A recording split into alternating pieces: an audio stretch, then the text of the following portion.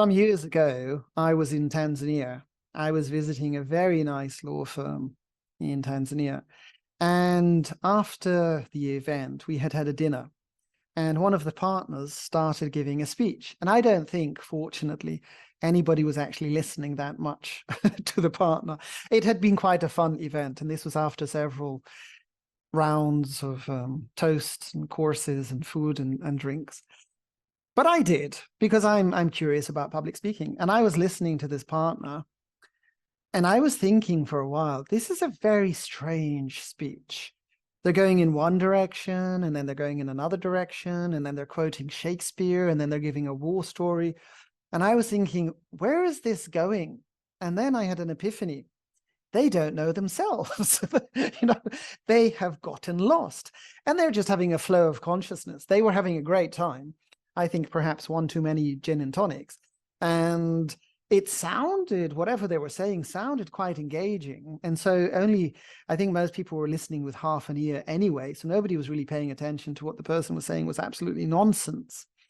But what can we take away from this?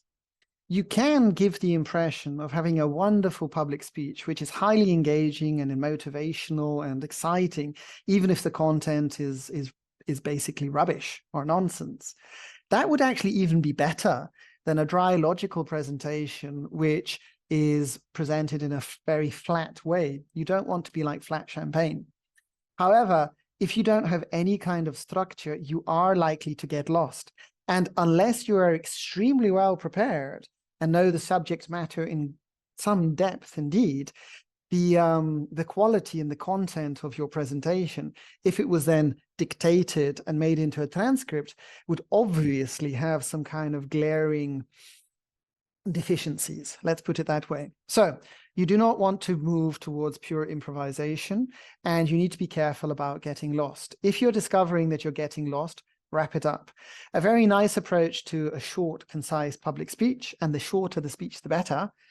Say what you're going to say, you say it, and say what you've said. Very simple. There are different structures that you can use. You can use the AIDA structure: awareness, interest, desire, action.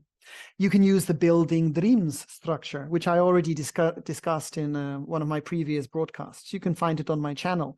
You have a hook, you describe a problem, you describe a solution, you talk about a visualized future, and you have a CTA. Whatever you do, at least have a bubble diagram. You need to have some kind of structure to follow in order that you don't get lost. So pure improvisation, you might be able to get away with it. And a lot of politicians do. I'm thinking Boris Johnson as well, not just Trump.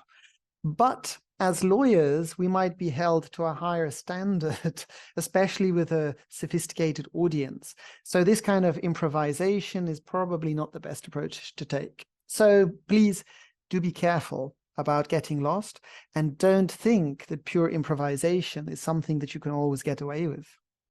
Thank you.